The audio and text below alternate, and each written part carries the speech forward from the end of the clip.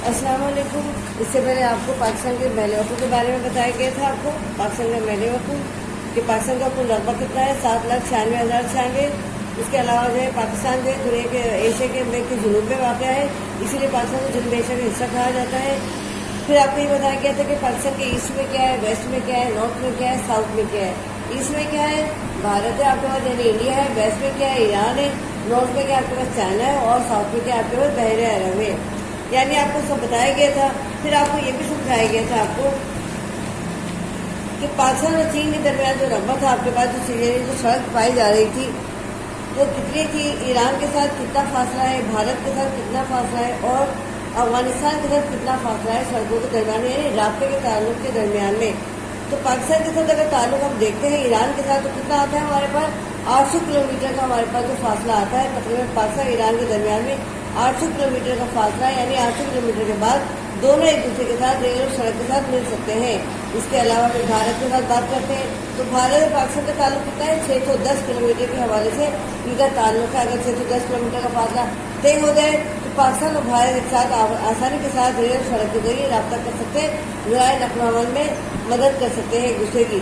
फिर चीन के साथ बात हो रही थी, पाकिस्तान की जो शुमाल में चीन है, इससे पाकिस्तान की सड़क के साथ कितना ताल्लुक है, 500 से 85 किलोमीटर का फासला है पाकिस्तान और चीन के दरमियान में रास्ते के ताल्लुक हो, यानी जो रेल के जरिए शाहरा कराकरम के जरिए पाकिस्तान चीन से जुड़ा हुआ है। फिर हम आते हैं पाकिस्तान के शुमाल मगरबी अफगानिस्तान की बात करते हैं। अफगानिस्तान कितना है, वहाँ पर सरहद जुड़ी हुई है। पाकिस्तान अफगानिस्तान की जो सरहद कहलाती है तकरीबन वो जो है इसका जो किलोमीटर का फासला है 2252 किलोमीटर का फासला है। और ये सड़क क्या कहलाती है, डेविड लाइन कहलाती है। यानी इस सड़क के जरिए जो पाकिस्तान अफगानिस्तान एक दूसरे से मिल सकते हैं। और पाकिस्तान का साहिली रकबा कितना है, तकरीबन 1050 मुरब्बा किलोमीटर है।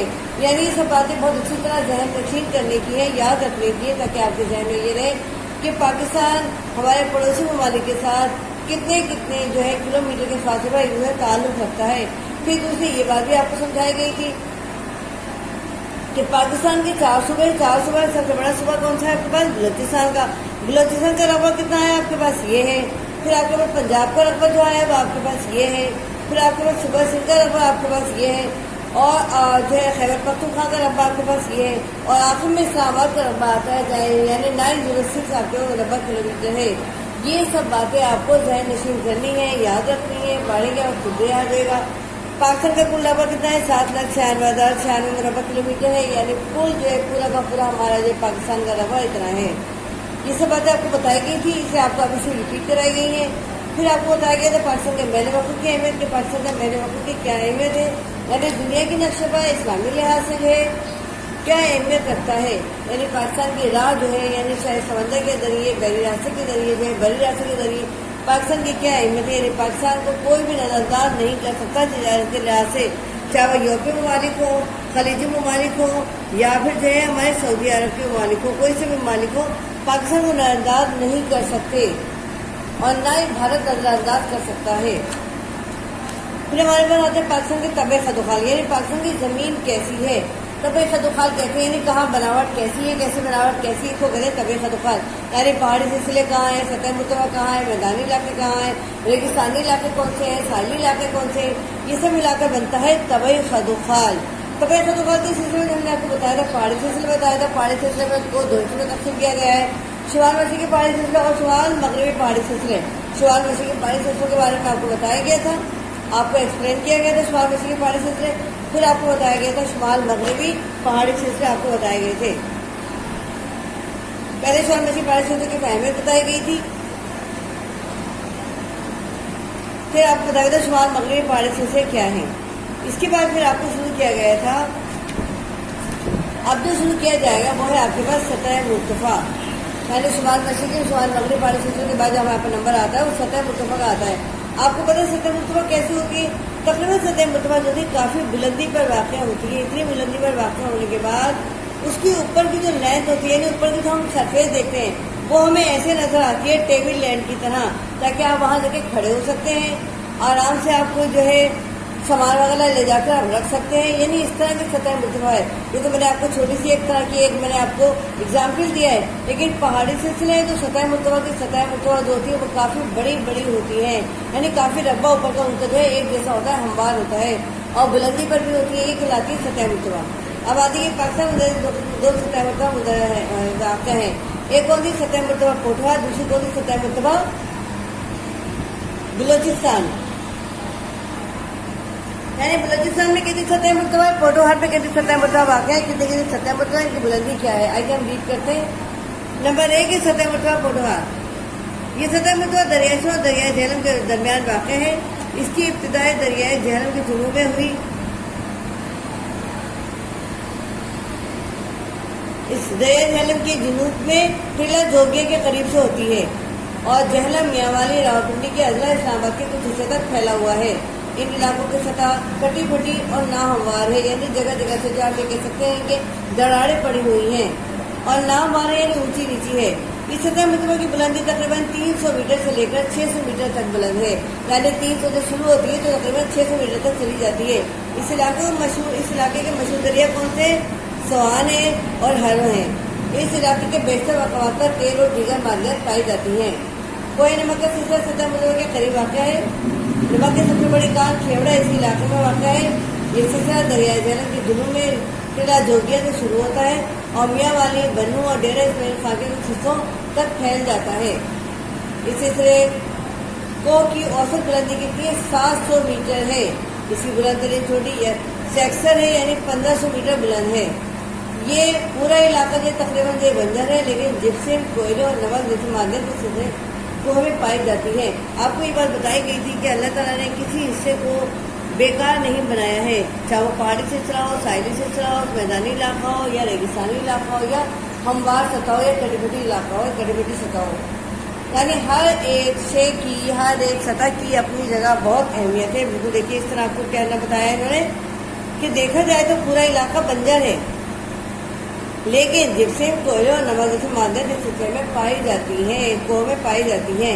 इसके अलावा क्या आपको अहम बात जैसे बताई गई, कोहे नमक का सिलसिला इसी सतह मुर्तबा के करीब वाक़ है। यानी नमक की सबसे बड़ी कान खेवड़ा इसी सिलसिले में वाक़ है। आगे समझ में आपको कौन सी सतह मुर्तबा में वाक़ है?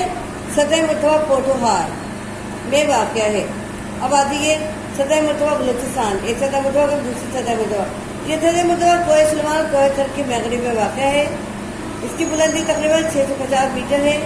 शुमाल में टोबा काप्टर और चाकी के पहाड़ी सिलसिले बलूचिस्तान को अफगानिस्तान से जुदा करते हैं। इन पहाड़ी सिलसिलों में ज़ियारत और मुस्लिम बाग की चोटियाँ ज़्यादा बुलंद हैं। उनकी बुलंदी तकरीबन 2133 मीटर है। इस सतह मुर्तबा के जुनूब में मकरान के पहाड़ी सिलसिले हैं, जबकि वस्त में बस्ती, बराहवी, शुमाली मकरानी सिलसिले वाक़ हैं। शुमाल मगरिब में एक बड़ा रकबा रेगिस्तान है। यहाँ एक नमकीन पानी की झील है जिसे हामून मशखेल कहते हैं। इसमें कई छोटे छोटे दरिया गिरते हैं। ये पाकिस्तान की सबसे बड़ी सतह मुर्तबा है जो पाकिस्तान के 40% रकबे पर मुहित है। शुमाल मशरिक में बुलंद पहाड़ वाक़ हैं जो मौसम सरमा में बर्फ़ से ढक जाते हैं। इस सतह मुर्तबा के बेशतर इलाके में बहुत कम बारिश होती है। ये ज़्यादातर खुश्क और बंजर हैं, ताहम ये इलाके मादनियात की दौलत से माला माल हैं।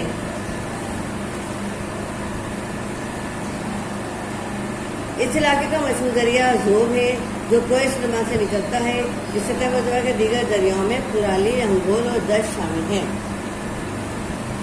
आज ये इसके ऊपर दोबारा से समझते हैं। सतह मुर्तबा पोठोहार, सतह मुर्तबा बलूचिस्तान। ये सतह मुर्तबा कोहे सुलेमान कोहे थर के मगरिब में वाक़ है। राइट, समझ में आया? यानी कोहे सिलसिले के हवाले से बात हो रही है। यानी कोहे सुलेमान और कोहे थर के मगरिब में वाक़ है। इसकी बुलंदी तकरीबन कितनी है? 650 मीटर है। शुमाल में टोबा काप्टर और चाकी के पहाड़ी सिलसिले हैं जो बलूचिस्तान को अफगानिस्तान से जुदा करते हैं। याद रखिएगा, टोबा काप्टर और चाकी के सिलसिले हैं, यानी पहाड़ी सिलसिले जो बलूचिस्तान को अफगानिस्तान से जुदा करते हैं। अगर ये पहाड़ी सिलसिले ना होते तो शायद दोनों हमार सतह होती और आराम से एक दूसरे के साथ जो ताल्लुक़ रखा जा सकता था।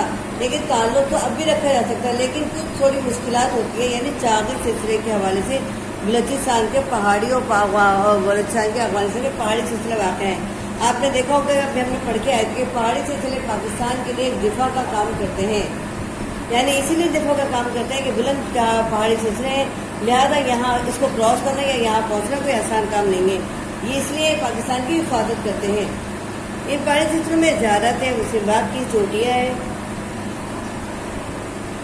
جو بہت مشہور ہیں اور زیادہ بلند بھی ہیں. ان کی بلندی کتنی ہے؟ تقریباً 2133 میٹر ہے. اس سطح مرتبہ کے جنوب میں مکران کے پہاڑی سلسلے ہیں، جبکہ وسط میں یعنی درمیان میں وسطی مراوی شمالی مکرانی سلسلے بھی واقع ہیں. شمال مغرب میں ایک بہت بڑا ریگستان ہے، کافی بڑا ریگستان واقع ہے. یہاں ایک نمکین پانی کی جھیل بھی ہے جسے ہامون مشکل کہتے ہیں. یہ بہت امپورٹنٹ باتیں ہیں، یہ اکثر بہت پوچھ لی جاتی ہیں. یعنی ایک تو یہ کہ شمال مغرب میں یعنی سطح مرتبہ میں کون سا بڑا ریگستان واقع ہے، ٹھیک ہے. اور دوسرا کہ کون سی نمکین پانی کی جھیل ہے.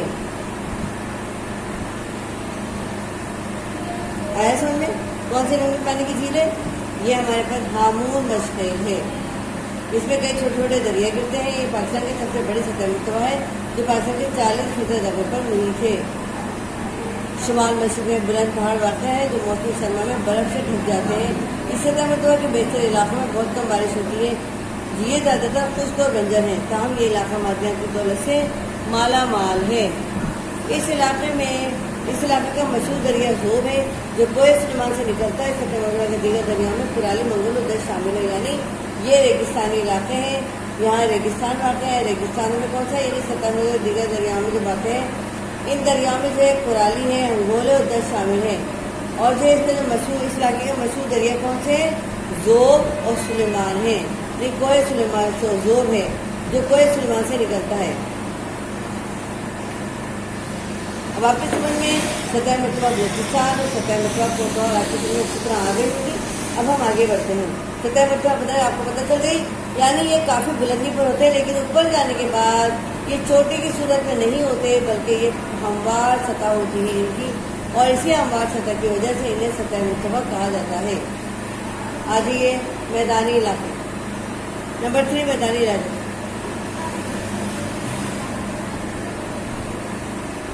پاکستان میدانی علاقے دریائے سندھ اور اس کی معاون دریاؤں کی لاہی مٹی سے بنے ہیں. یہ وسیع و عریض میدانی علاقے 3 حصوں میں تقسیم کیے جا سکتے ہیں. یعنی میدانی علاقے اتنے بڑے بڑے ہیں کہ ان کو ڈیوائڈ کیا گیا ہے 3 حصوں میں. کتنا؟ دریائے سندھ کا بالائی میدان، دریائے سندھ کا ذیلی میدان اور ڈیلٹائی میدان. سب ہی دریائے سندھ کے بارے میں آپ کو بتایا گیا تھا کہ دریائے سندھ تقریباً 700 کلومیٹر طویل ہے. اتنا لمبا ہے یہ. پھر دوسری بات یہ، جب یہ وہاں سے گزرتا ہے، گلگت کے علاقے سے گزرتا ہوتا ہوا نکلتا ہے وہاں سے، تو یہ کہاں داخل ہو جاتا ہے؟ آپ کے پاس پنجاب کے لاسٹ میں داخل ہوتا ہے.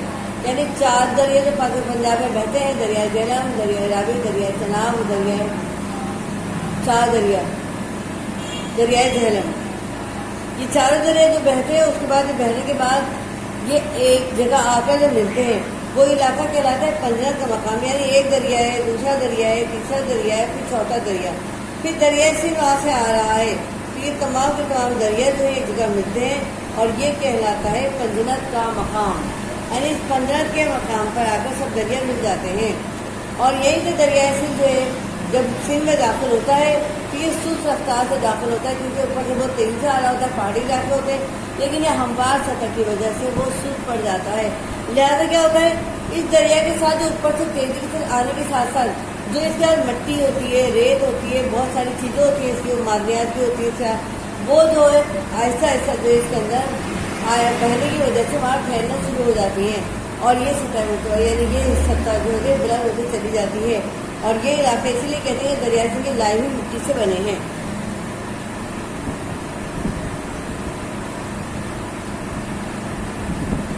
آگے سمجھنا آپ کے پاس دریائے سندھ کیا ہے، یعنی میدانی علاقے کیا ہیں. دریائے سندھ کا بالائی میدان، سجیری میدان اور ڈیلٹائی میدان. اب ان کو ڈیٹیل سے پڑھتے ہیں. دریائے سندھ کا بالائی میدان. دریائے سندھ کے مشرقی معاون دریا یعنی جہلم، چناب، راوی کا پانی مٹھن کوٹ کے مقام پر دریائے سندھ میں شامل ہو جاتا ہے. کہاں شامل ہوتا ہے؟ مٹھن کوٹ کے مقام پر. दरियाई सिंध में शामिल हो जाता है। मिठन कोट के ऊपर का इलाका दरियाई सिंध का बालाई मैदान कहलाता है। आगे समझे, इस बात को याद रखिएगा, मिठन कोट के ऊपर वाला इलाका जो है वो दरियाई सिंध का बालाई मैदान कहलाता है। ये सतह समंदर से तकरीबन 200 से 300 मीटर बुलंद है। दरियाई सिंध का बालाई मैदान इन दरियाओं की लाई हुई जरखेज मिट्टी से बना है। ताहम सरगोदा, चिलियों और सांगा के करीब कुछ पहाड़ियाँ पाई जाती हैं। बारिशों के कम औसत की वजह से आपाशी के बगैर ज़राअत मुमकिन नहीं है, इसीलिए दुनिया का अजीम तरीन नहरी निज़ाम इस मैदान में बिछाया गया है। ये मैदानी इलाका ज़रूरी पैदावार गंदम, चावल, गन्ना, कपास, मकई और दालों वगैरह का मरकज़ है। आगे समझे आपके पास देखें कितनी इंपॉर्टेंट इसके अंदर बात बताई गई है। सबसे पहले तो ये कि दरियाई सिंध का बालाई मैदान कौन सा है? मिठन कोट के ऊपर का इलाका जो दरियाई सिंध का बालाई मैदान है। ये सतह समंदर से कितनी बुलंद है? ये सतह समंदर तकरीबन 200 से 300 मीटर बुलंद है। ठीक है, ये दरिया जो है सिंध की दरियाई सिंध की लाई हुई मिट्टी से बना है। मैंने आपको बताया था ना कि दरियाई सिंध ऊपर से बहता हुआ आ रहा होता है पहाड़ी इलाकों से, तो अपने साथ बहुत सारी जरखेज मिट्टी लाता है और जब सिंध में दाखिल होता है तो फिर ये क्या होता है, सुस्त पड़ जाता है। लिहाजा ये कहना बेजा ना हुआ कि दरियाई सिंध का बालाई मैदान इन दरियाओं की लाई हुई जरखेज मिट्टी से बना है। ताहम सरगोदा, चिलियों और सांगा के करीब कुछ पहाड़ियाँ हैं। बारिश की कम औसत की वजह से आकाशी के बगैर यहाँ ज़राअत मुमकिन नहीं है, लिहाजा इसीलिए यहाँ दुनिया का अजीम तरीन नहरी निज़ाम बिछाया गया है। अगर पूछा जाए कि दुनिया का सबसे ज़्यादा बड़ा नहरी निज़ाम कहाँ वाक़ है, तो आप आराम से कह सकते हैं पाकिस्तान में। पाकिस्तान के शहर किसमें? मैसिम में। यानी इसके अंदर जो है 3 हिस्से बनाए गए हैं, मैदानी इलाके, ज़ेरी मैदान और डेल्टाई मैदान। तो दरियाई सिंध के बालाई मैदान में जो है दुनिया का अजीम तरीन नहरी निज़ाम बिछाया गया है ताकि इलाकों को सैराब किया जा सके पानी से। अब आ जाइए दरियाई सिंध का ज़ेरी मैदान।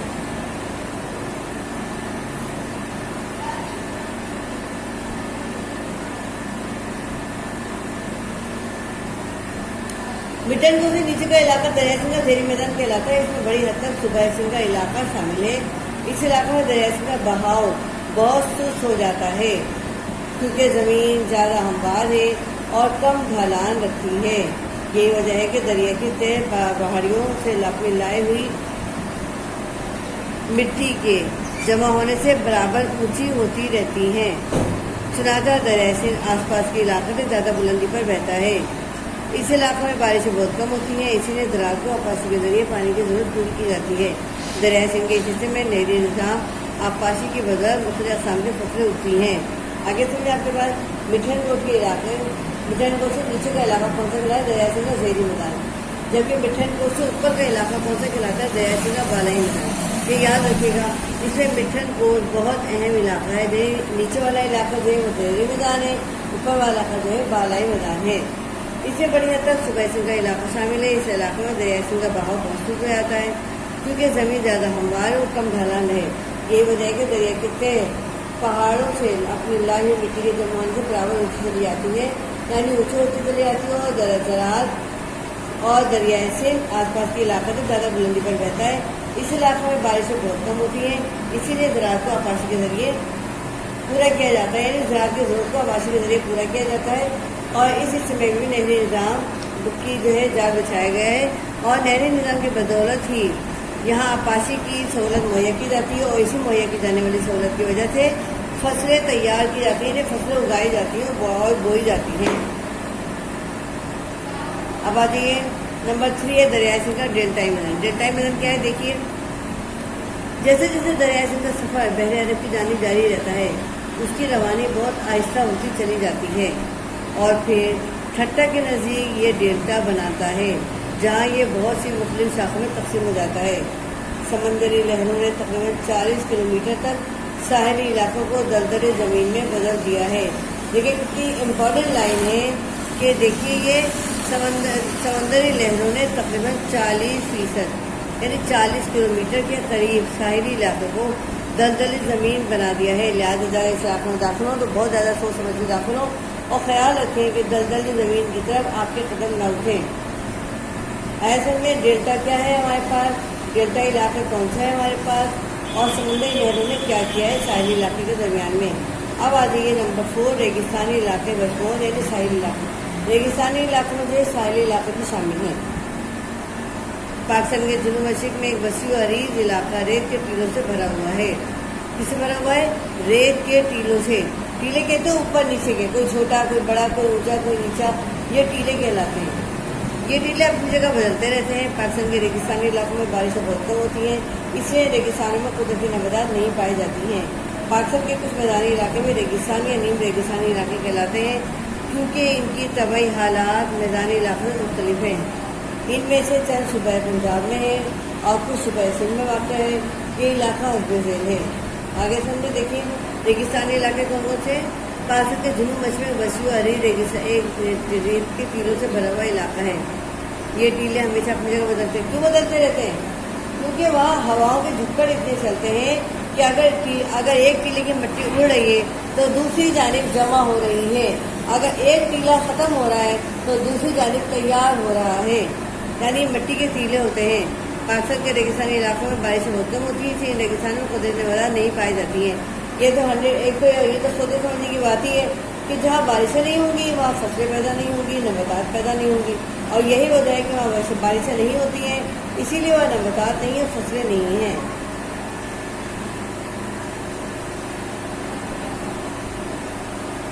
पाकिस्तान के कुछ मैदानी इलाके भी रेगिस्तान या नीम रेगिस्तानी कहलाते हैं। नीम रेगिस्तानी का मतलब होता है वह कुछ इलाके ऐसे हैं जहाँ पानी मैसर है, और जो पानी मैसर है वो सिर्फ रेगिस्तान है पूरा का पूरा, क्योंकि उनके तबीयत हालात मैदानी इलाकों में मुख्तलिफ हैं। चंद सूबा पंजाब में और कुछ सूबा सिंध में वाक़ ये इलाके हस्ब-ए-ज़ैल हैं।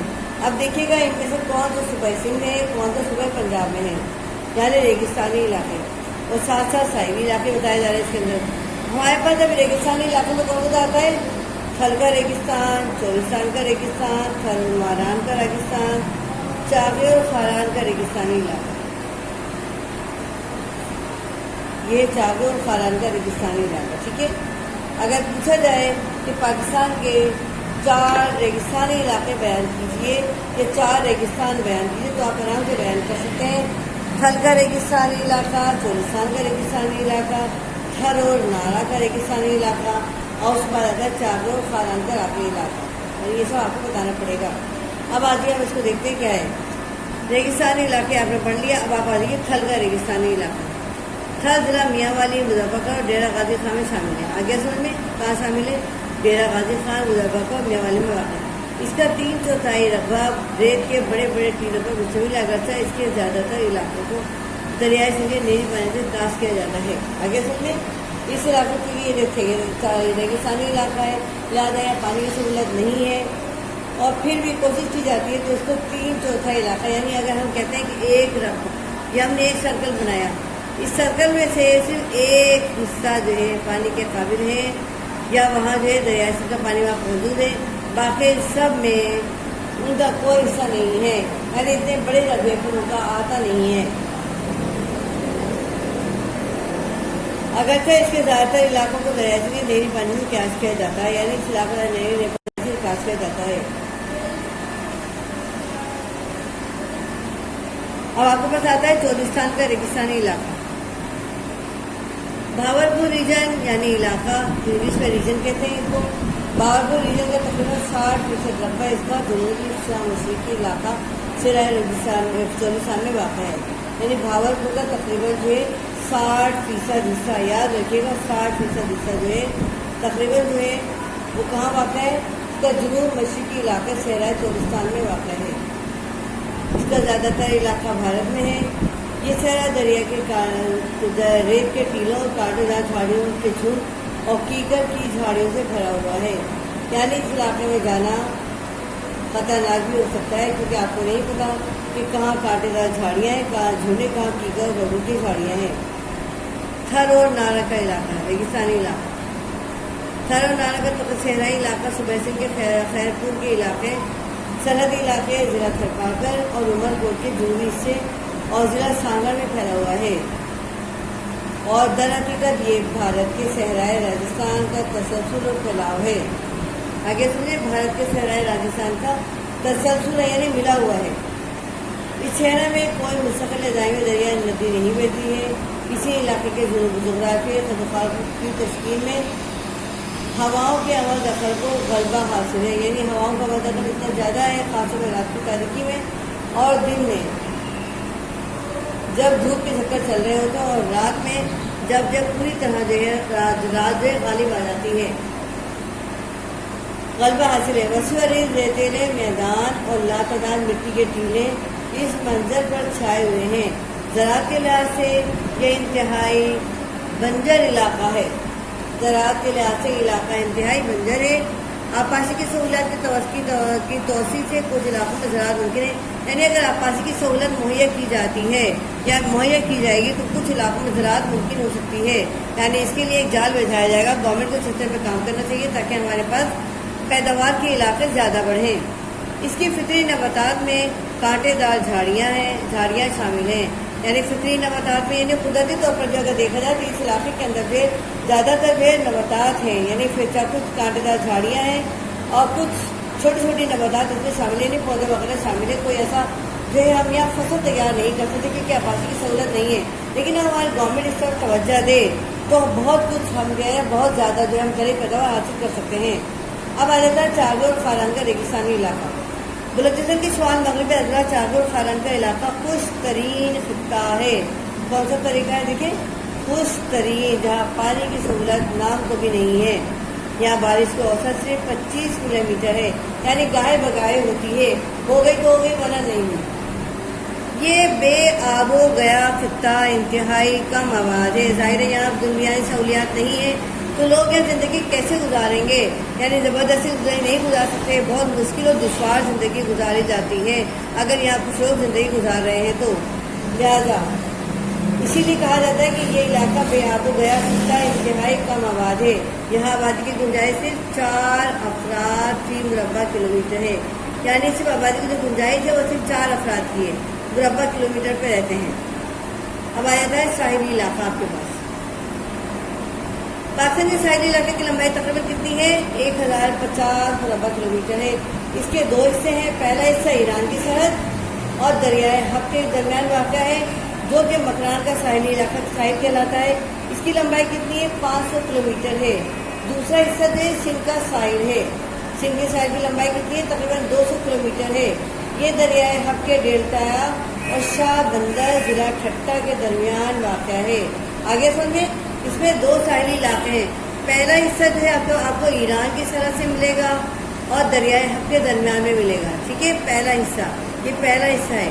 और दूसरा हिस्सा कहाँ मिलेगा आपको, सिंध के साहिल में मिलेगा। सिंध के साहिल का जो है दूसरा हिस्सा कहलाता है। पहले हिस्से की लंबाई कितनी है, 500 किलोमीटर है, जबकि दूसरे हिस्से की लंबाई कितनी है, 200 किलोमीटर है। ये दरियाए हब के डेल्टा और शाह बंदर के दरमियान यानी जिला ठट्टा के दरमियान वाक़ है। अब आ जाइए, पाकिस्तान का तमाम साहिली इलाका बहरे अरब के साथ वाक़ है, यानी जाहिर है बहरे अरब के अंदर पानी ही पानी है, तो इससे मुलक जो इलाका होगा वो साहिली होगा, वहाँ भी पानी होगा तकरीबन। पाकिस्तान की सबसे अहम बंदरगाह कौन सी है, कराची है। दूसरे बंदरगाहों में पोर्ट कासिम, सुनियानी, ओमारा, पसनी, गवादर और जीवानी शामिल हैं। यानी पोर्ट कासिम आपको कहाँ मिलेगा, सुबह सिंध के अंदर मिलेगा, दरमियान में मिलेगा। कराची आपको बिल्कुल जो है आपको बहरे अरब के करीब मिलेगा, बिल्कुल करीब है बहरे अरब के। और जबकि तमाम बंदरगाहें जो आपको मिल रही हैं कौन कौन सी आ रही है, सुनियानी है, ओमारा है, पसनी है, गवादर और जीवानी, ये सब आपको बलूचिस्तान के साहिल पर मिलेंगी। ये सब बलूचिस्तान के करीब के जब बलूचिस्तान के साहिली बंदरगाहें हैं जो वहाँ मिलेंगी, क्योंकि बहरे अरब जो है वहाँ जो है सुबह बलूचिस्तान के जो करीब में है, यानी बिल्कुल लास्ट की जो सरहद है वो सुबह बहरे अरब के करीब में है। और बहरे अरब के करीब की वजह से वहाँ पर साहिली बंदरगाहें ज़्यादा मौजूद हैं। और आपने जो देखा है भी, आपने पढ़ा भी है कि गवादर को चाइना ने जो काफ़ी डेवलप कर दिया है, काफ़ी उसे बेहतर बना दिया है इस बंदरगाह को, और इस पर वो अपना माल लाता है और यहाँ से माल लेकर, यानी तिजारत के गर्ज से उसने इसको बहुत बेहतर बना दिया है। यानी तिजारती लिहाज से ये बहुत अहमियत रखती है गवादर बलूचिस्तान की जो बंदरगाह है। और सबसे बंदरगाह आपको कराची की मिलेगी, और उसके बाद आपको पोर्ट कासिम की, और फिर तमामी बंदरगाहें हैं। यहाँ तक आपका पाकिस्तान का जो कुदरती खित्ते के हवाले से जब हम बात करते हैं तो यहाँ तक आपका सारा कंप्लीट हो गया है। यानी किस हिस्से से बात करते हैं हम, पाकिस्तान के तबे खतफाल के लिहाज से जब हम बात करते हैं तो पाकिस्तान के 4 इलाके हिस्से आते हैं, तकसीम किया गया है। پہاڑی سلسلے سطح مرتبہ میدانی علاقے اور بھی بہت ساحلی علاقے. پہاڑی سلسلہ آپ کو پتا ہے دو حصوں میں تقسیم ہے، شمال مشرقی پہاڑی علاقے، شمال مغربی پہاڑی علاقے. سطح مرتبہ بھی دو حصوں میں تقسیم ہے، سطح مرتبہ بلوچستان، سطح مرتبہ کوٹوہار. میدانی علاقے بھی آپ کو پتا ہے کس طرح اونچا ملے آپ کے پاس. اور اس کے بعد جو ہمارے پاس آتا ہے ریگستانی علاقے، جن کے اندر ہمارے پاس تھل کا ریگستانی علاقہ ہے، چولستان کا ریگستانی علاقہ ہے، تھر اور نارائن کا ریگستانی علاقہ ہے، چاگے اور خارن کا ریگستانی علاقہ شامل ہے. اس کے علاوہ ساحلی میدانی علاقے بھی ہمارے پاس شامل ہے، جس میں ساحل کی جو علاقہ جو تقریباً ساحلی علاقے کی لمبائی کتنی ہے 1050 میٹر ہے. اس کے علاقوں کو بھی دو حصوں میں تقسیم کیا گیا ہے. پہلا حصہ جو ایران کی سرحد سے لے کر جو ہے آپ کو دریائے حق کے درمیان میں واقع نظر آئے گا، جس کی لمبائی آپ کو 500 کلومیٹر نظر آئے گی. اس کے بعد دوسرا حصہ جو ہے وہ ہمیں سندھ کا نظر آتا ہے، اور سندھ کا حصہ جو ہے اس کی جو ساحل کا اس کی لمبائی تقریباً 200 کلومیٹر ہے، اور یہ دریائے حق کے ڈیلٹا یعنی ضلع ٹھٹہ کے درمیان میں واقع ہے. جہاں تک آپ کے پاکستان کے طبی خطوط سارے کمپلیٹ ہوتے ہیں. اس کو اچھی طرح سے سمجھیے، جو سمجھ میں نہ آئے آپ اس کے لیے بات کر سکتے ہیں. Best of look.